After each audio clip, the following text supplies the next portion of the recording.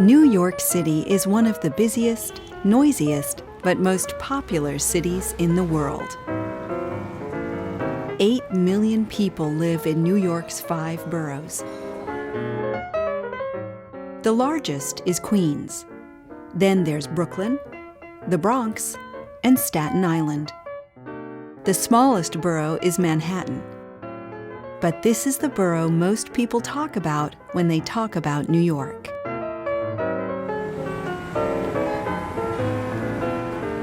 For people who love city life, New York is the perfect place to live. And for visitors, it's the trip of a lifetime.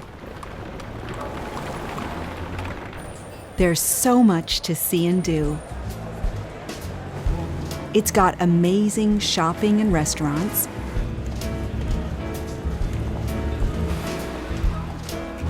exciting theaters, and some of the most famous architecture in the world.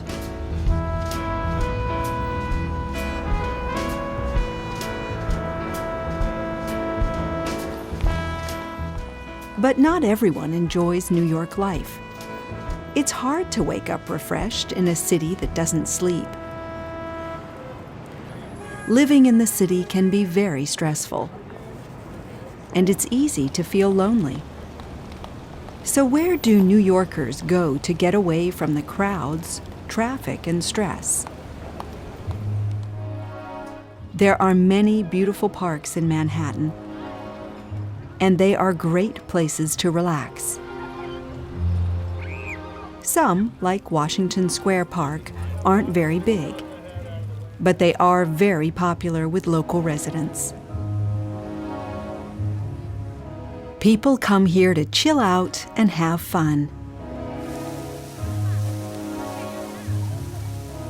Central Park is 2.5 miles long and half a mile wide, and it has over 35 million visitors every year. When you're in Central Park, you can forget that you are in the middle of a busy city.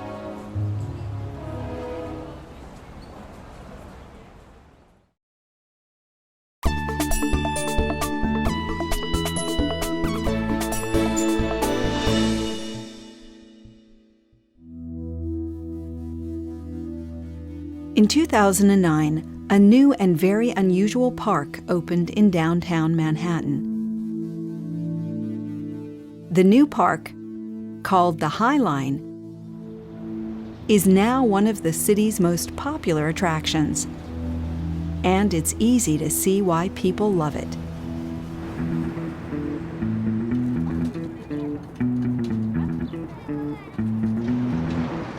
The High Line is nearly 1.5 miles long, but it's less than 20 meters wide. It runs right through the buildings 3 stories up, over the traffic and crowded streets below.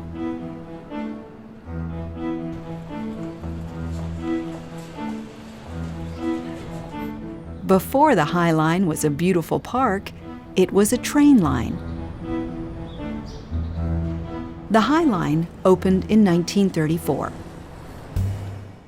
Before that, from the 1850s until the early 1930s, trains traveled along the streets of Manhattan. The trains carried milk, meat, and goods. But with more cars on the roads, along with people and horses, it was very dangerous, and there were many accidents. Because of these accidents, the High Line was built, and the trains now traveled safely above the traffic.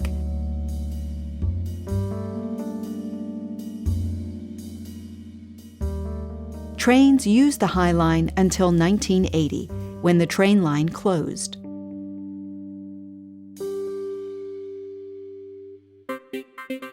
Then, for many years, the High Line was empty, and its landscape started to change.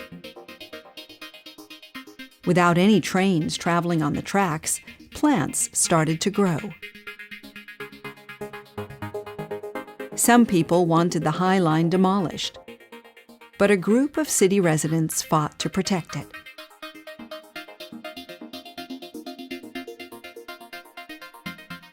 They dreamed of making the old train line into a park in the sky.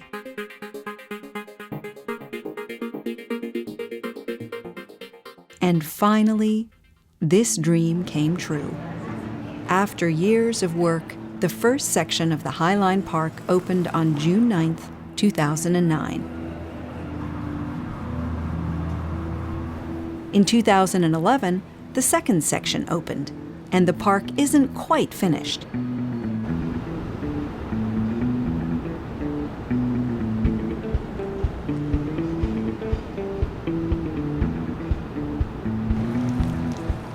But already 3 million visitors come to the park every year.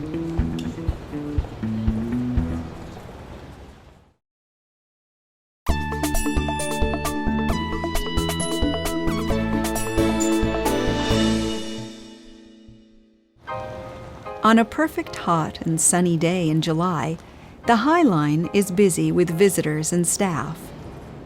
Gardeners are looking after the plants and flowers, while the guides are helping visitors, telling them more about the park's history and environment. In the park, there are plenty of places to sit where you can relax, listen to music, or meet with friends and chat. Many visitors are enjoying the views over the Hudson River as far as the Statue of Liberty, or watching the busy streets below.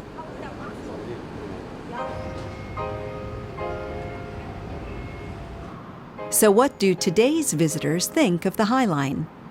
Oh, this is an amazing resource. It's this green oasis in an urban setting that is just surprising and beautiful. Just a little bit of contrary in the city, which you really don't get enough of here. I think it's beautiful. It's a great place for people to spend their time off, their lunch breaks, their time with family. So I think it's a fabulous place in the city to go. Beautiful. It's an amazing treasure. We just arrived an hour ago and have just started walking along it, but it's amazing to see the sights of the city and all the foliage, all the green trees and plants, and all the people enjoying the beautiful day. The High Line is an amazing success.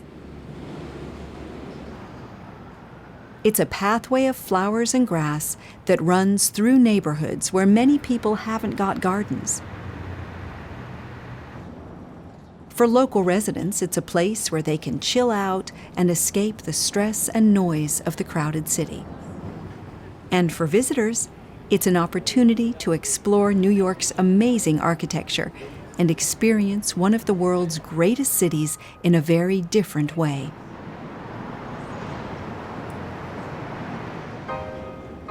In New York City, the High Line makes a difference to people's lives. It makes people happy.